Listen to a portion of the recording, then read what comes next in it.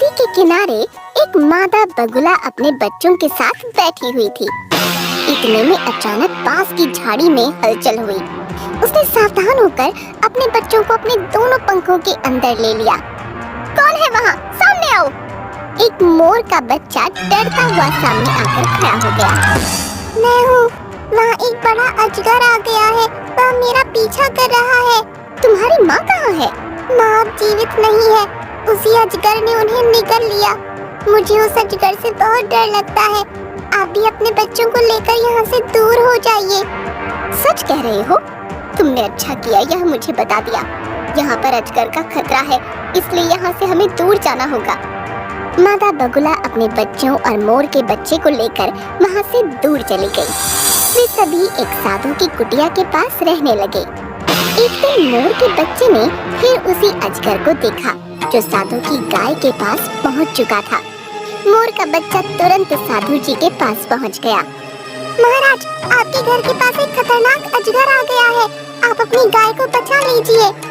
साधु महाराज बाहर आए और अजगर को देख लिया। उन्होंने मंत्र द्वारा जल छिड़ककर उसे भगा दिया। बच्चे, तुमने अजगर के बारे में सूचना देकर बड़ा नेक काम किया है। तुम्हारी माँ कहाँ है? महाराज, उसी अजगर ने मेरी माँ को मार दिया है। मुझे इस दुनिया में अकेला कर दिया है। मैं हर वक्त उससे बचता फिरता हूँ। बच्चे, अब तुम्हें उस अजगर से या किसी भी जानवर से डरने की कोई जरूरत नहीं है। यहाँ आओ। मैं अपनी मंत्र शक्ति से तुम्हें एक अमोघ सुरक्षा चक्र दे रहा हूँ। आज से तुम्हारा नाम अभय होगा।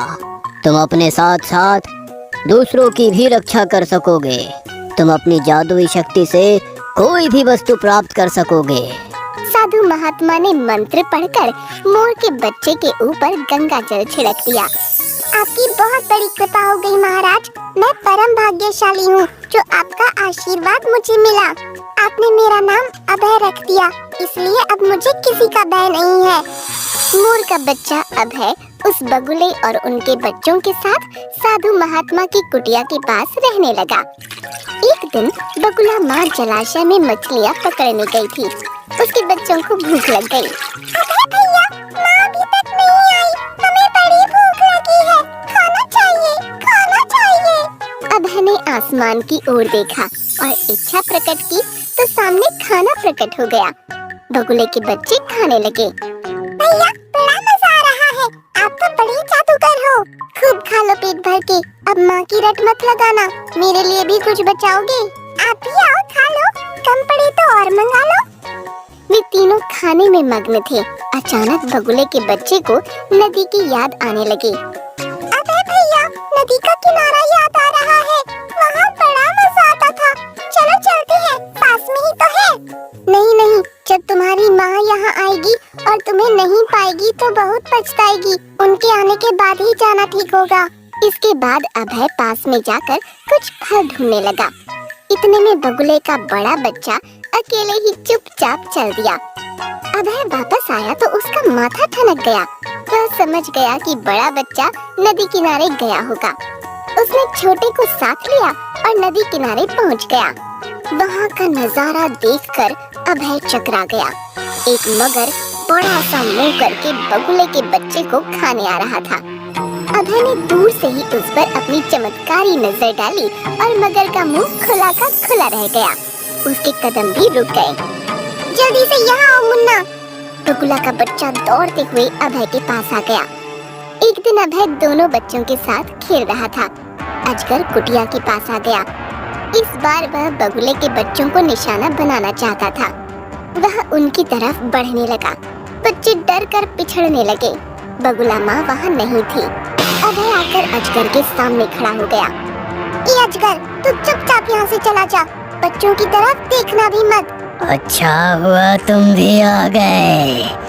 अब तो 3 आहार हो गए। चलो, पहला नंबर तुम्हारा लग जाएगा।